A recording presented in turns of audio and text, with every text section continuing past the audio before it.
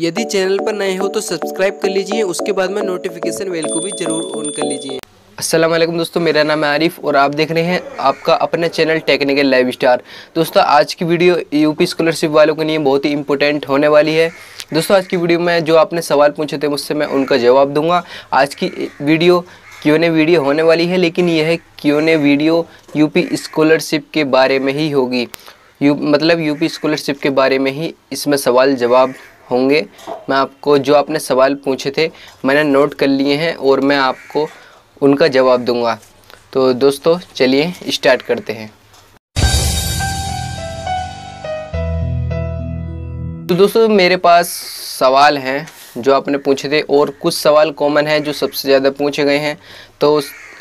तो सबसे पहले मैं उनका जवाब देने वाला हूं जो सबसे ज़्यादा पूछे गए हैं सवाल।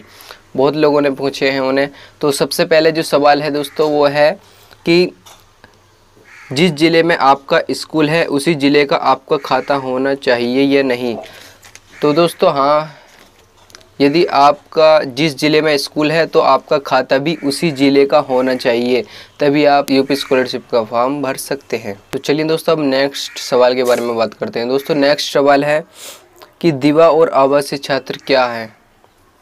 दोस्तों सबसे पहले दिवा के बारे में बात कर लेते हैं। तो दिवा छात्र वो होते हैं कि दोस्तों जैसे आप अपने घर से स्कूल जाते हो, बस से, साइकिल से, कैसे भी, पैदल या अपने घर से स्कूल जाते हो। और दोस्तों आवासीय छात्र वो होते हैं जो हॉस्टल में रहते हैं स्टूडेंट, वो होते हैं आवासीय छात्र।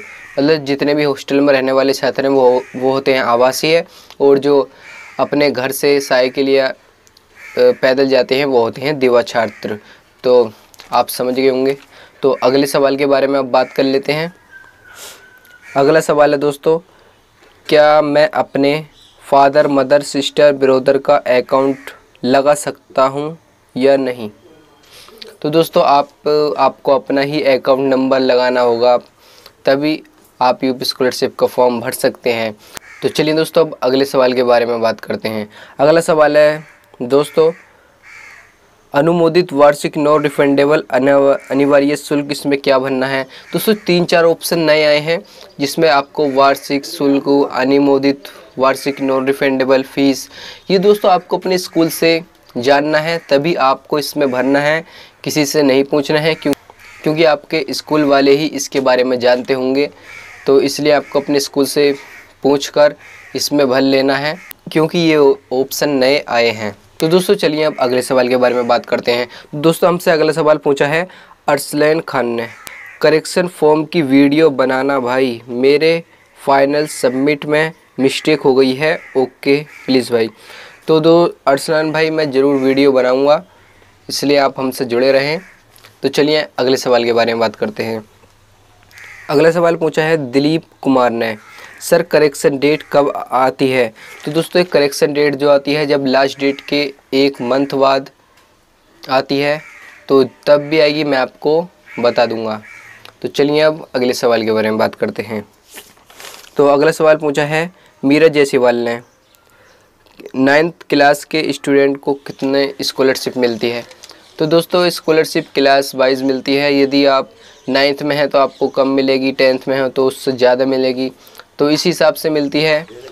9th क्लास में आपको 2500 के आसपास मिल सकती है यूपी स्कॉलरशिप। तो चलिए अब अगले सवाल के बारे में बात करते हैं।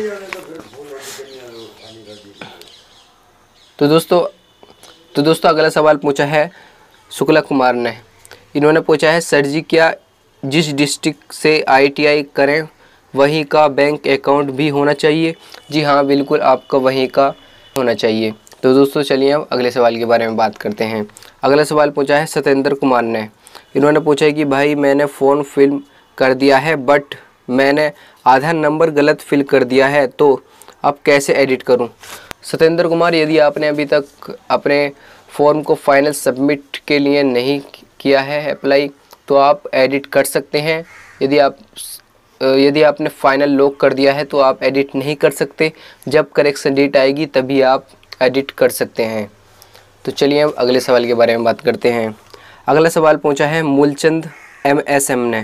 इन्होंने पूछा है कि भाई मैं यूपी का रहने वाला हूँ, लेकिन मैं उत्तराखंड में पॉलिटेक्निक कर रहा हूँ, तो क्या मैं उस यूपी स्कॉलरशिप फॉर्म भर सकता हूँ? मूलचंद जी, आप नहीं भर सकते। यदि आप यूपी में पढ़ते हो तो आप तभी यूपी स्कॉलरशिप का फॉर्म भर सकते हो, क्योंकि ये स्कीम यूपी की है, अदर स्टेट की नहीं है। तो चलिए दोस्तों, अगले सवाल के बारे में बात करते हैं। अगला सवाल हमसे पूछा है दीपक चौहान ने। सर, पिछले साल फॉर्म भरा था तो मैंने स्कूल में जमा नहीं किया था, फाइनल प्रिंट में भी गलती हो गई थी, तो अब उसी रजिस्ट्रेशन से रिन्यूअल कर रहा हूँ तो नहीं हो रहा है। तो यदि आपने पिछले साल स्कॉलरशिप का फॉर्म भरा था और फाइनल प्रिंट स्कूल में नहीं जमा किया था, तो आपको न्यू रजिस्ट्रेशन करना होगा, क्योंकि आपने तो जमा ही नहीं किया था, तो इसलिए आपको न्यू रजिस्ट्रेशन करना होगा। तो चलिए अब अगले सवाल के बारे में बात करते हैं। तो अगला सवाल है विनीत चंद्र का। इन्होंने पूछा है करेक्शन डेट आए तो उसको भी इन्फॉर्म कर देना। जी क्यों नहीं भाई, बिल्कुल मैं आपको इन्फॉर्म कर दूंगा जब करेक्शन डेट आएगी, तो इसलिए आप हमसे जुड़े रहें। तो चलिए अगले सवाल के बारे में बात करते हैं। अगला सवाल है राजन कुमार का, जो इन्होंने काफ़ी लंबा सवाल पूछा। इन्होंने पूछा है कि सर, मैंने क्लास 10th में स्कॉलरशिप का फॉर्म भरा था, तब मेरी स्कॉलरशिप नहीं आई थी ईयर 2016 में, और मैंने क्लास 11 में भी स्कॉलरशिप का फॉर्म नहीं भरा था। अब क्या करना होगा सर? पासवर्ड कैसे बनाएं? एग्जाम्पल दे के बताएं, मेरे को किन किन पेपर की ज़रूरत होगी? तो आपको अब न्यू रजिस्ट्रेशन करना होगा। यदि आपने पिछले साल भी नहीं भरा था और पहले भी नहीं भरा था, 10th में भी, अब आप इंटर में आ गए हैं, तो आपको न्यू रजिस्ट्रेशन करना है। यदि आपको पासवर्ड बनाना है तो मेरी वीडियो देख सकते हैं, मैंने वीडियो में बताया है। पिछली वीडियो जो है मेरी यूपी स्कॉलरशिप की, उनमें मिल जाएगा आपको किस तरीके से पासवर्ड बनाते हैं। तो चलिए दोस्तों, मैं आपको बता देता हूं कि आपको किस तरीके से पासवर्ड बनाना है। देखिए, जैसे आपका नाम मनोज है तो आपको M लिखना है आपको कैपिटल लेटर में, उसके बाद में A लिखना है स्मॉल में, और N भी लिखना है आपको स्मॉल में, और O लिखना है आपको कैपिटल में, और उसके बाद में J लिखना है आपको स्मॉल में, और उसके बाद में आपको स्पेशल कैरेक्टर डालने हैं, जैसे $, हैज़, ये @ लगा सकते हैं, उसके बाद में हैज़ लगा सकते हैं, और उसके बाद में आपको 4 नंबर न्यूमेरिकल के लगाने होंगे। कोई से भी 4 नंबर आपको न्यूमेरिकल के लगा लेने हैं। दोस्तों, सेम पासवर्ड मत बनाना, मैंने आपको एग्जाम्पल दिया है, इस तरीके से आप पासवर्ड बना लेना, बन जाएगा। तो अब बात आती है कि पेपर की, इसमें किन किन पेपर की आपको ज़रूरत होगी।